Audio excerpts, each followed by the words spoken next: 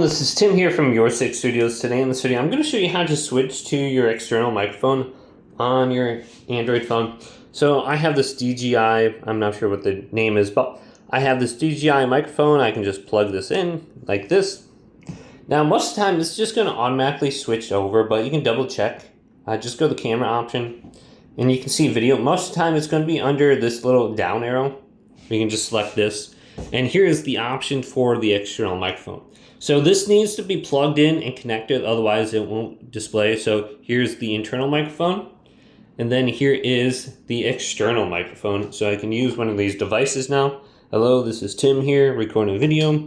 Now, if we were to remove this, let's see if we remove it, and it's not connected properly, we don't have the option for external microphone anymore. So if you don't see that option on there, well, it's probably not working for some reason.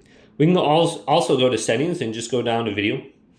See if there's an option in your settings. Now I don't see an option for my external microphone. And sometimes this little down arrow doesn't appear for some reason. I have to mess with this stuff on the right side here, the different AI settings and stuff. And then all of a sudden it appears. And then you can hit it. And then boom, we can connect our receiver to our phone. And it should work now. So just look at that as an option.